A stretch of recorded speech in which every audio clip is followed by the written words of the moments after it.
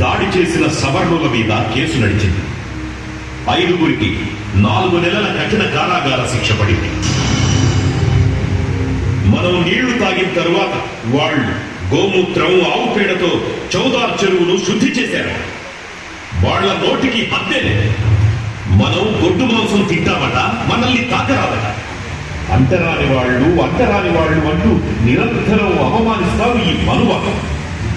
అసలు అంటరాని వాళ్ళంటే ఎవరు తెలుసా? చెప్తారు.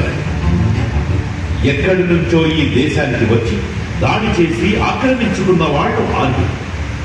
ఆ దాడిని ఎదుర్కొని ఈ దేశం కోసం పోరాడిన వారు ఇక్కడి మూలవాసు.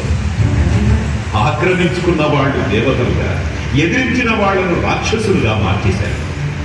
తిరగబడ్డ వాళ్లను ఊరి నుంచి తరిమివేసి పంచములు అని పచ్చబొట్టు వేశారు. దౌర్జన్యంగా వారికి నీచ వృత్తులు అంటగట్టారు.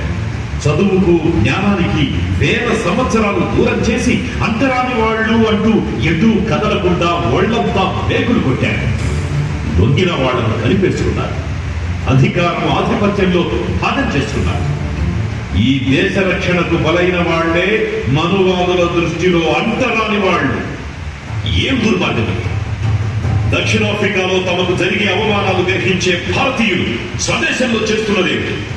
ఈ సవర్ణులు మనల్ని అర్థం చేసుకోరు. మనల్ని అంటరాని వారిగా చూస్తే జరిగే ప్రమాదం ఏమిటో వాళ్ళకి తెలిసేలా చెయ్యాలి. యుద్ధానికి సిద్ధమైతే తప్ప మన హక్కులు మనం పొందలేం. మనం ఇప్పుడు సాంఘిక, రాజకీయ హక్కుల కోసం పోరాడాలి. బ్రతిమిలాడితే ఏ హక్కులు రావు. అవి పోరాడి సాధించాల్సిందే. నోరు లేని మేకల్లే బలిస్తారు, సింహాలను బలివ్వరు. గుర్తుంచుకోండి.